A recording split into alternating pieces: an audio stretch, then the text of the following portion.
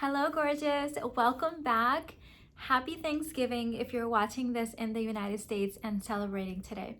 I thought this would be the perfect day to talk about how to drop the alpha in front of your man, family, or friends.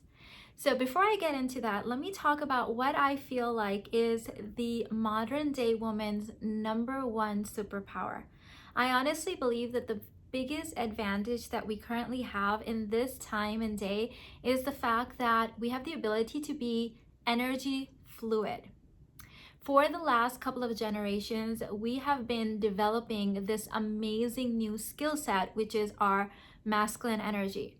And the truth is that it's really served us. And I think because it's really served us is one of the reasons that we have a hard time completely giving it up now.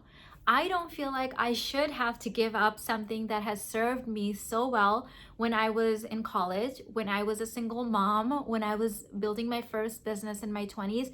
Being in my masculine energy literally saved my life. So now that I have these newfound learnings and skills and know how powerful my feminine energy is, I'm not going to sit here and bash the masculine side, my alpha side, and say, well, I don't want that anymore. No, it's still useful to me. And it was very useful to me at certain parts of my life journey and still is to this day. So the point isn't to cut off our left arm right when we discovered the right one. It's realizing, oh, I've got two arms. I can use both of them and I can be even more powerful. So learn to be energy fluid. In fact, I feel like some teachers that only teach you to be in your feminine energy all the time will alienate a huge population and group of women who have been really served by their masculine energy, and they're gonna feel resistance when they come to this work and realize, oh, I have to be feminine all the time. That's not true. Think of it this way. We don't want to go back to the 1940s and prior. We don't, because going backwards never feels good to human beings. We like moving forward. We always evolve forward. We always go up and up and up. We don't like falling down. We don't like going backwards, right? So saying that I can only be in my feminine energy all the time is like saying, well, let's just ignore all the mishaps and all of the negatives of the 1940s and beyond, when women were only in their feminine energy. They didn't have any rights, they couldn't own property, they couldn't do certain things. And let's just go back to that. Well, no, I'm going to face some resistance to that, because there has been many wars fought over us getting our rights, us being able to exercise our masculine energy in some domains. And I think that that is worth celebrating. So in honor of moving forward and not going backward, I know that there are certain circumstances and places and times in my life where feminine energy will serve me best. And there are other situations in my lifetime and places where masculine energy will serve me best, okay? Because that's what gender fluid, energy fluid is all about, okay? So, think of it as taking your history with you. We understand that there was some power that women had when they were in their feminine all the time. And we also understand that now, as modern, females representing feminine energy, there's some benefit in having both.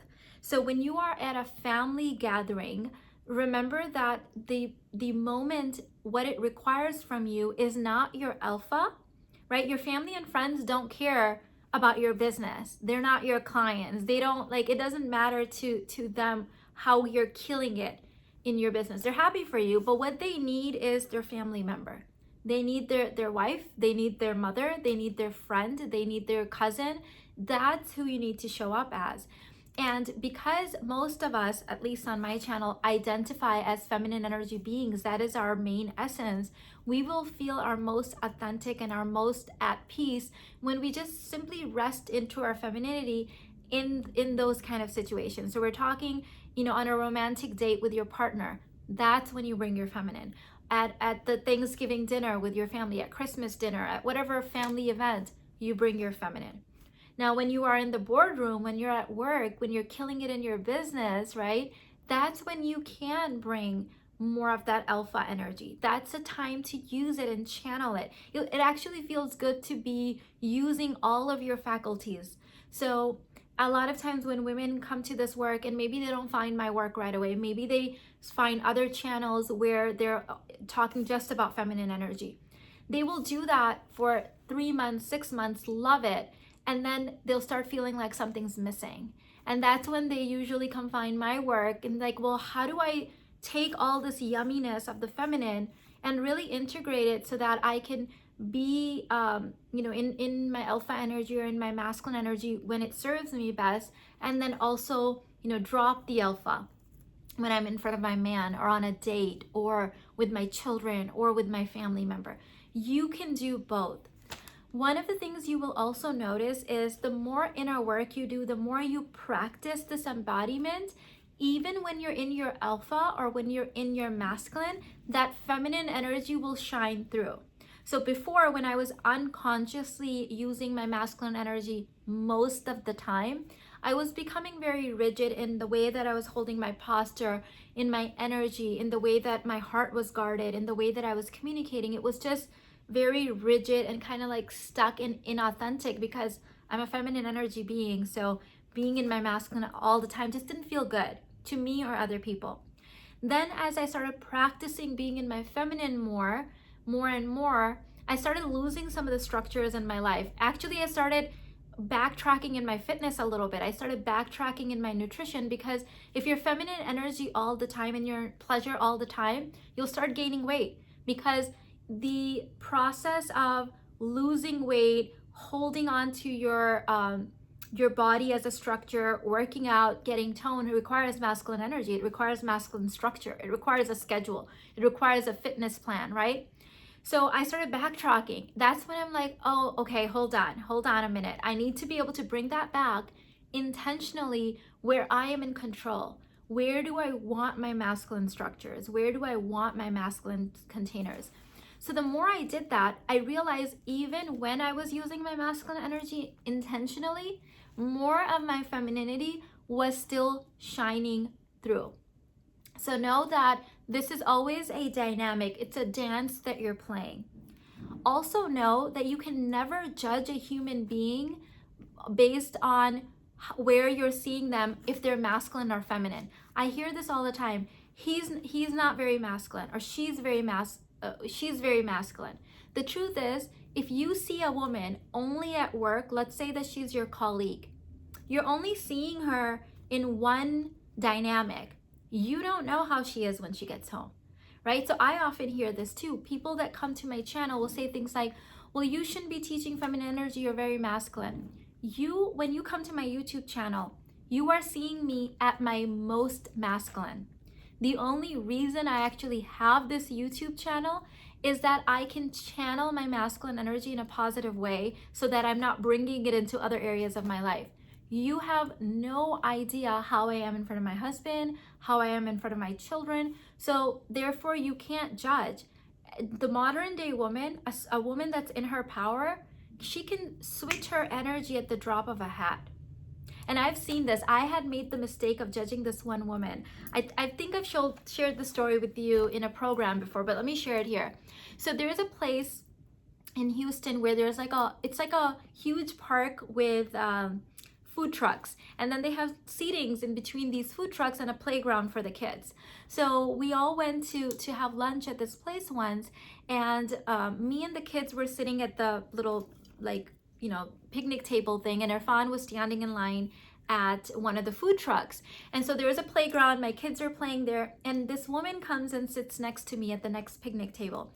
And she's the classic self-aware Barbie demeanor, right? She's got her Lululemon on, right? She's got her toddler with her. She's got her hair up in a bun. She's not, no makeup. She's just super like go energy.